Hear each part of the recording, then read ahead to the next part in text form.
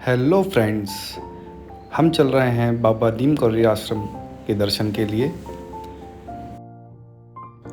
कैंची धाम दिल्ली से लगभग 340 किलोमीटर वाया भीमताल और लगभग 440 किलोमीटर वाया नैनीताल पड़ता है। मैंने यह सफ़र अपनी बाइक से लगभग 9 घंटे में कवर किया। मैं सुबह 6 बजे दिल्ली से निकला था और दोपहर के 3 बजे मैं बाबा नीम करौरी के आश्रम पहुंच गया था। इस ट्रिप की बजट और इसकी बाकी डिटेल्स इस वीडियो के अंत में आपको मिल जाएगा। इस सफ़र के दौरान मैंने गढ़मुक्तेश्वर और मुरादाबाद में 2 स्टॉप लिए और उसके बाद जब मैं हल्द्वानी पहुंचा और उससे भीमताल के लिए निकला तो मेरी नज़र इस कुमाऊनी ली किचन पर नाम के एक रेस्टोरेंट पे पड़ी, जो कि ठीक शीतला माता मंदिर के सामने था।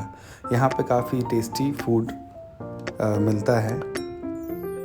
यहाँ पर मेरी मुलाकात दीपक जोशी से हुई, जो कि एक यूट्यूबर है जिनका लिंक मैंने यहाँ पर दे रखा है।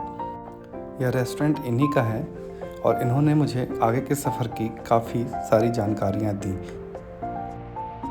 चूँकि यह मेरा उत्तराखंड का पहला बाइक ट्रिप था तो मुझे बहुत सारी जानकारियाँ जो कि पहाड़ों पर होना चाहिए वो इनके द्वारा मिली, और जो भी इनकी जानकारियाँ थी उसके कारण ही मैं एक अच्छे रास्ते से और अच्छे तरीके से कैंची धाम पहुँच पाया।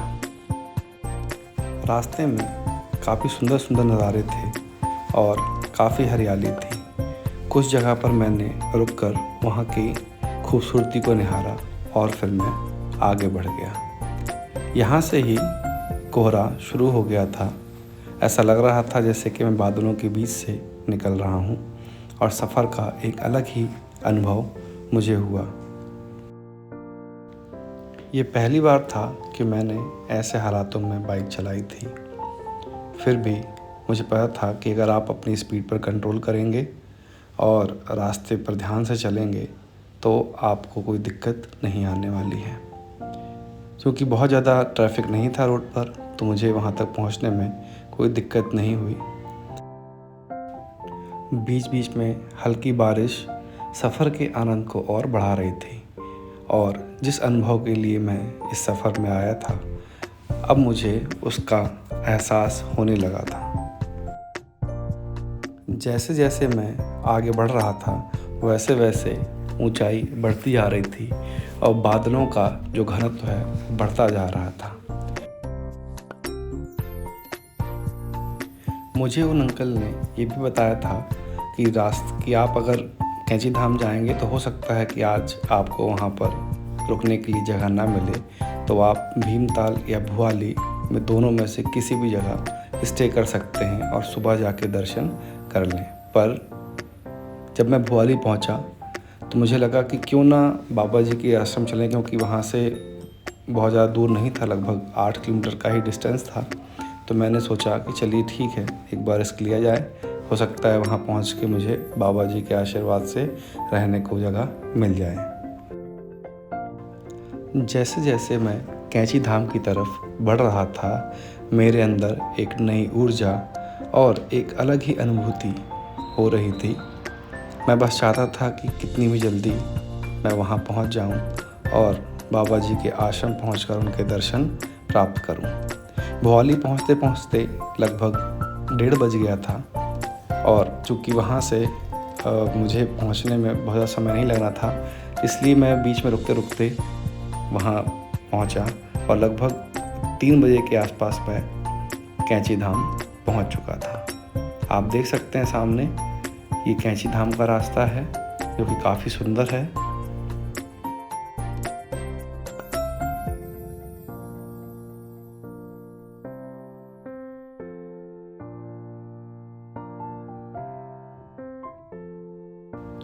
भुआली में रुककर मैंने 1-2 होटल के बारे में देखा था, जिसमें से पहला होटल मुझे होटल ग्रीन वैली इन पहले ही दिखाई दे गया, और जब मैंने वहाँ जाके देखा तो वहाँ से कुछ इस तरीके का नज़ारा था।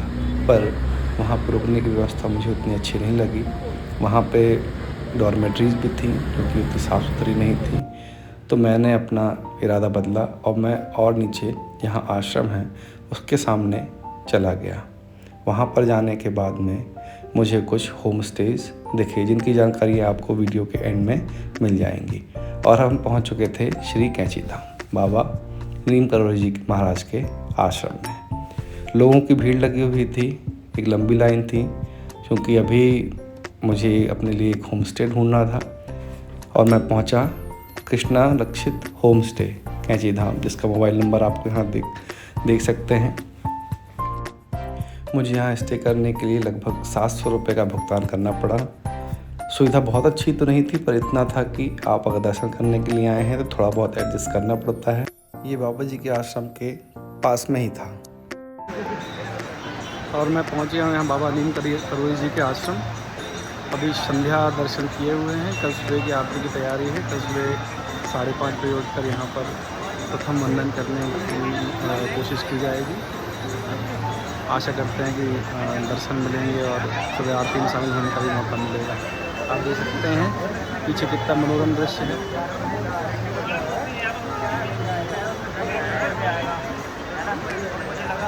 काफ़ी सुंदर आश्रम है, काफ़ी लोग आए हुए हैं, बारिश का मौसम है। मिलते हैं अगले वीडियो में। बगल में बहती हुई शिप्रा नदी यहाँ की खूबसूरती में चार चांद लगा देती हैं। अगर आप इसको बाहर से देखेंगे तो आपको ऐसा लगेगा जैसे कि मंदिर के पीछे से ही ये निकल के जा रही है। इस नदी की वजह से ही इसकी सुंदरता और बढ़ जाती है और आपको एक असीम शांति की अनुभूति होती है। मंदिर परिसर में फोटोग्राफी वीडियोग्राफी मना है, तो यहाँ गरिमा को बनाए रखना हमारा फ़र्ज़ है। संध्या आरती के बाद में मैं अपने होम स्टे चला गया, चूँकि दिन भर से थका हुआ था, तो मैंने वहाँ जाकर आराम किया और सुबह का इंतज़ार किया। और ये सुबह सुबह कैंची धाम का दृश्य आँखों को भा जाए, मन को मोह ले, ऐसा विहंगम दृश्य। हल्की हल्की बारिश सुबह से हो रही है।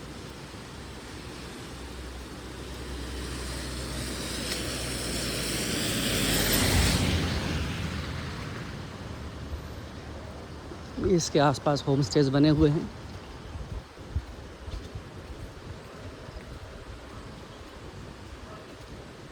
अभी हम जा रहे हैं सुबह की आरती अटेंड करने के लिए। सुबह 6 बजे आपको यहाँ गेट पर पहुँच जाना होता है, जिससे कि आपको आरती में शामिल होने का मौका मिलेगा। और एक अच्छा सुहाना मौसम बना हुआ है। बस उम्मीद है कि बहुत ज़्यादा बारिश ना हो, क्योंकि ज़्यादा बारिश हुई तो फिर आप वापस जाने में दिक्कत हो जाएगी। पर देखते हैं, जैसी बाबा जी की इच्छा, जैसे वो पहुंचाना चाहेंगे, जैसे ले जाना चाहेंगे वो ले ही जाएंगे। जैसे उन्हें यहाँ तक पहुंचाया है, घर तक भी पहुंचा ही देंगे।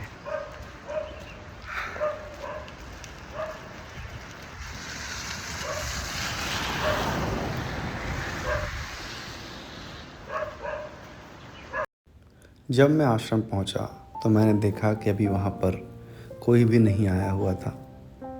मंदिर का परिसर एकदम खाली था। सिर्फ पुजारी जो कि वहाँ पर सुबह साफ़ सफाई के लिए और भी अन्य क्रियाओं के लिए वहाँ पहुँचे थे। 1 बजे सुबह के 5:50 हो रहे हैं और मंदिर पर लाइन लगना शुरू हो गई है।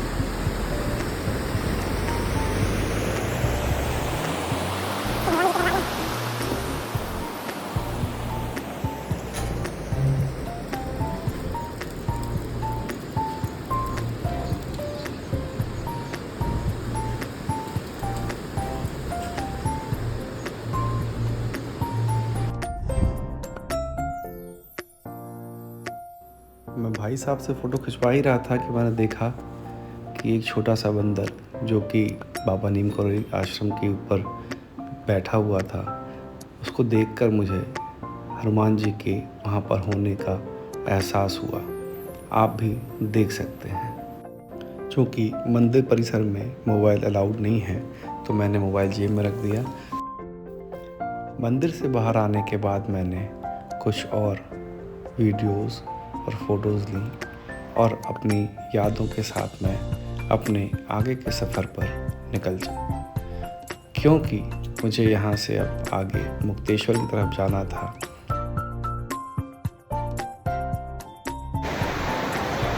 और हम सुबह के दर्शन के बाद में हम और जा रहे हैं अपने गेस्ट हाउस की तरफ।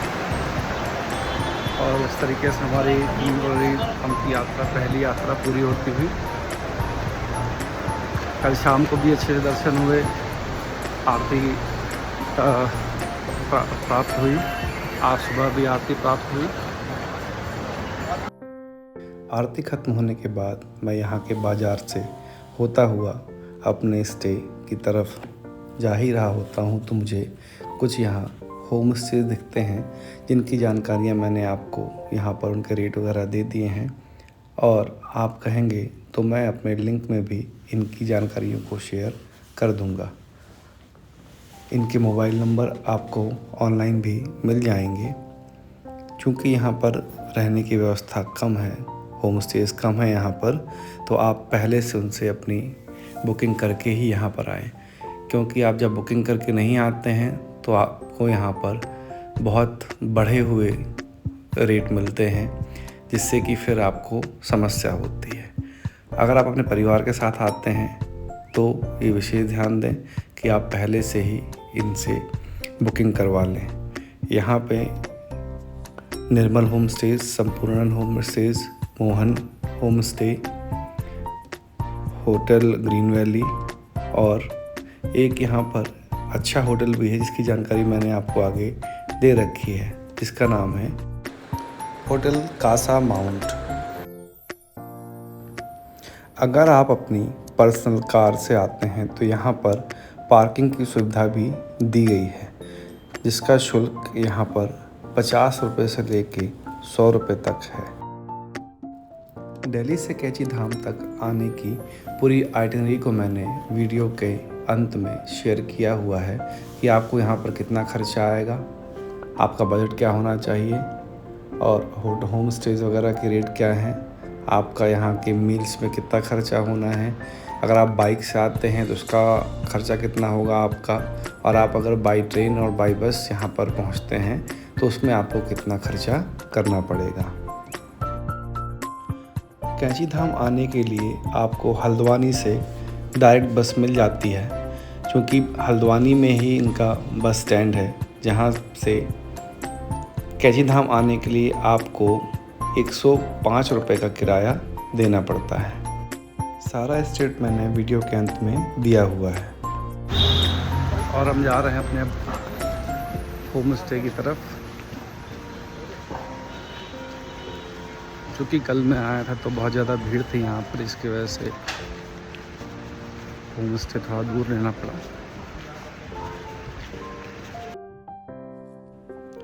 ये है यहाँ का एक बेहतरीन होटल, जहाँ पे आपको लग्जरी सुविधाएं मिल जाएंगी। मैंने यह सफ़र अपनी बाइक बीस्ट के साथ किया था, जिसका मुझे यहाँ तक का पेट्रोल खर्चा 1000 रुपये पड़ा। अगर आप दिल्ली से कैंची धाम आते हैं तो इसका डिस्क्रिप्शन मैंने आगे दिया हुआ है, आप देख सकते हैं। आप अगर बाय एयर यहाँ आना चाहते हैं तो यहाँ का नियरेस्ट एयरपोर्ट है पंतनगर, और वहाँ से टैक्सी का जो किराया पड़ता है 1727 रुपये पड़ता है। बजट इस ट्रिप का मैंने आपको अंत में दिया हुआ है। अगर आपको सारी जानकारियाँ पसंद आई हों तो मेरे चैनल को सब्सक्राइब ज़रूर करें। जय बजरंगबली, जय बाबा नीम करोली जी महाराज की, जय हिंद।